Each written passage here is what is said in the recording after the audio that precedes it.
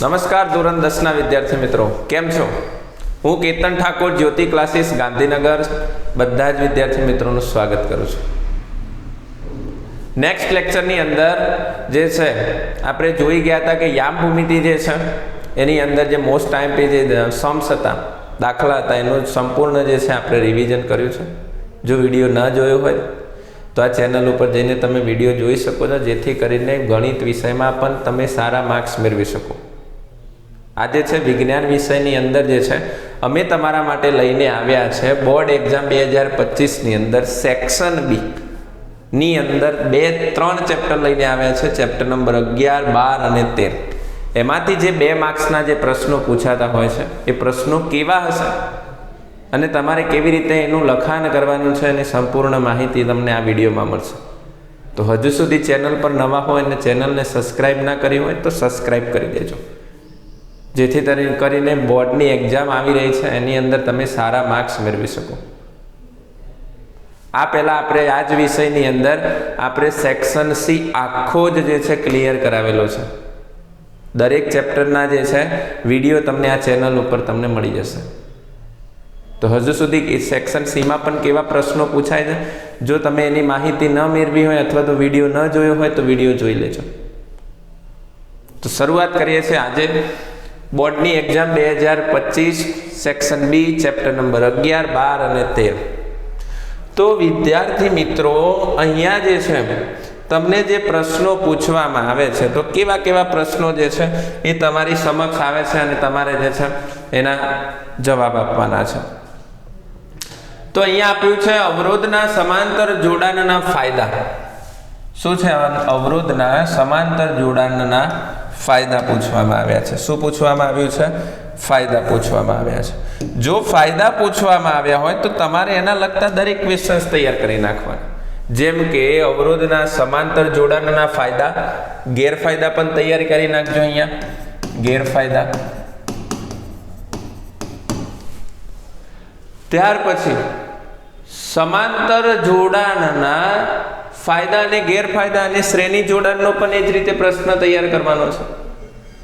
પછી બીજો પ્રશ્ન અહીંયા જે છે મોસ્ટ આઈએમપી પ્રશ્ન છે, જેની અંદર આપણને કીધું છે તફાવત આપો, જેની અંદર શ્રેણી જોડાણ અને સમાંતર જોડાણની જે છે તમારે તફાવત આપવાની છે. મોસ્ટ આઈએમપી પ્રશ્ન છે આની અંદર.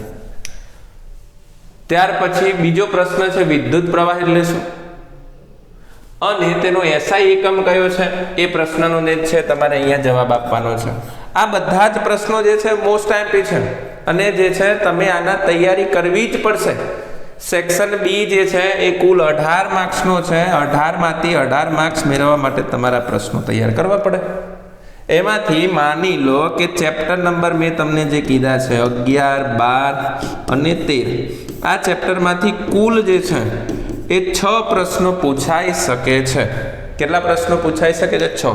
જો આ તમે આ 3 ચેપ્ટરમાંથી 6 પ્રશ્નો તૈયાર કર્યા હોય તો તમને સેક્શન બી ની અંદર 12 માર્ક્સ તો આ 3 ચેપ્ટર જ આપી શકે છે. અને એક ચેપ્ટર જે છે એક ચેપ્ટર નંબર 5 તૈયાર કરવાની અંદરથી ચેપ્ટર નંબર 5માંથી જે છે એ 2 પ્રશ્નો આવી શકે છે, જેથી કરીને તમારા જે છે એ 4 માર્ક્સ આવે. એટલે કે ટોટલ 14 માર્ક્સ ને 16 માર્ક્સની તૈયારી તમને જે છે આ ચેપ્ટરો જ કરીને આપે છે. 4 ચેપ્ટર કરો અને સેક્શન સીમાં 16 માર્ક્સ જે છે તમે મેળવી શકો છો. બી ની અંદર જે છે માર્ક્સ મેળવી શકો છો. તો હજુ પણ સમય છે. સેક્શન બી ની અંદર માર્ક્સ કેવી રીતે કવર કરવા એ તમારા હાથમાં છે. નેક્સ્ટ લેક્ચરની અંદર આપણે આવીશું ત્યારે ચેપ્ટર નંબર 5માંથી જે છે કેવા પ્રકારના પ્રશ્નો જે છે 2 માર્ક્સની અંદર પૂછાય છે એની સંપૂર્ણ ડિટેલ સાથે જ મળીશું. ત્યાં સુધી આપણે અત્યારે આ 3 ચેપ્ટરના જે માર્ક્સ જે છે એ તમારે તૈયાર કરવાના છે, જેથી કરીને તમે સેક્શન બી ની અંદર સારો જે છે સ્કોર તૈયાર કરી શકો. ત્યાર પછી બીજો પ્રશ્ન છે નિવસન તંત્ર એટલે શું, તેના ઘટકો જવાના. નિવસન તંત્ર એટલે શું અને ત્યાર પછી એના જે ઘટકો છે એ ઘટકોની તમારે માહિતી આપવાની છે અહીંયા.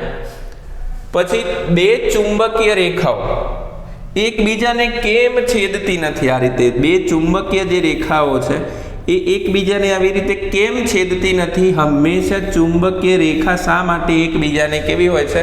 સમાંતર હોય છે. આ તમારે જણાવવાનું છે, બરાબર. તો આ એક પ્રશ્ન પણ ખાસ છે તમારા માટે, તૈયાર કરજો. મોસ્ટ આઈએમપી પ્રશ્ન છે આ પણ. હવે બીજું, જમણા હાથના અંગૂઠાના નિયમમાં અંગૂઠાની દિશા શું દર્શાવે છે? જે અંગૂઠો જે છે એ અંગૂઠાની દિશા જે છે એ શું બતાવે છે? વિદ્યુત પ્રવાહની દિશા બતાવે છે કે શું? એ તમારે અહીંયા જે છે એ બતાવવાનું છે. ત્યાર પછી જે 4 આંગળીઓ છે એ શું બતાવે છે એ પણ જે છે તૈયાર કરી લેજો. કોઈ પણ રીતે પ્રશ્નમાં આપણા માર્ક્સ કપાવવા જોઈએ નહીં. અહીંયા તમને પૂરી જે છે સેક્શન બી ની અંદર જે છે તમને તૈયારી કરાવવામાં આવશે.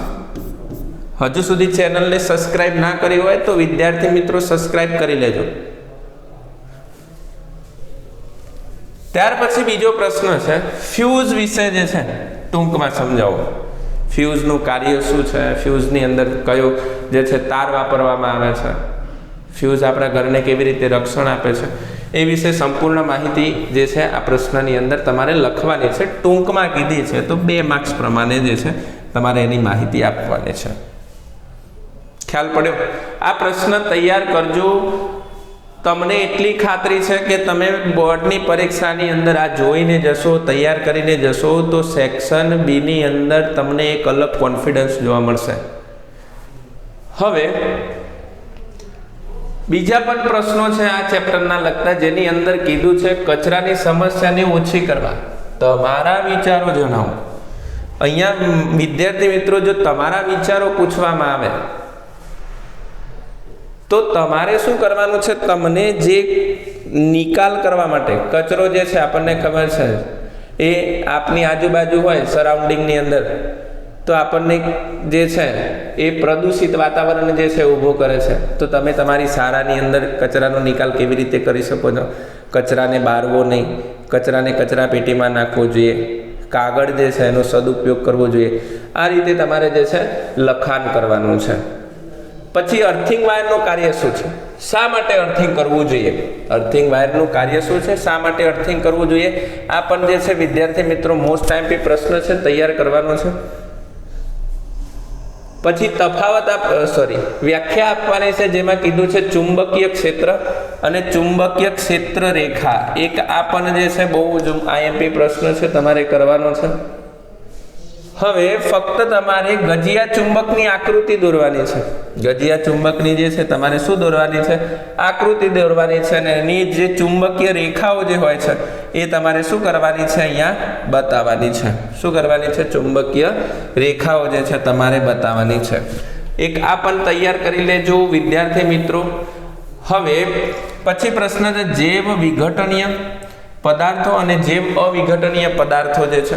એક મોસ્ટ આઈએમપી પ્રશ્ન છે, આ પણ તમારે જે છે તૈયાર કરવાનો છે. અને બીજો એક પ્રશ્ન છે આની અંદર ઓઝોન સ્તર વિશે ટૂંકમાં જે છે સમજાવો. ઓઝોન સ્તર કેવી રીતે નિર્માણ થાય છે, કેવી રીતે જે છે એના કારણે જે ઓઝોન સ્તરનું જે ખવાન થઈ રહ્યું છે, જેના કારણે સીધા જે છે કિરણો જે છે એ પૃથ્વી પર આવી રહ્યા છે અને કેવા કેવા પ્રકારના રોગોનું નિર્માણ કરે છે, કેવા રોગો સર્જે છે, જેથી કરીને આવા પ્રશ્નના તમારા કોઈ પણ માર્ક્સ કપાવા જોઈએ નહીં. પૂરેપૂરા આની અંદર જે છે તમારા માર્ક્સ આવવા જોઈએ. આટલા પ્રશ્નો તૈયાર કરજો. ખાસ છે, વારંવાર પૂછાતા પ્રશ્નો છે, જેથી કરીને તમે પૂરા માર્ક્સ મેળવી શકો. ટોટલ અહીંયા આપેલા છે એટલા પ્રશ્નો તૈયાર કરવાના છે અને આ બીજા પ્રશ્નો તૈયાર કરવાના છે, જેથી કરીને માર્ક્સ મેળવવામાં કોઈ તકલીફ પડે નહીં. મળીએ છીએ નવા વિડીયો સાથે. ત્યાં સુધી મને રજા આપજો. જય હિન્દ, જય ભારત.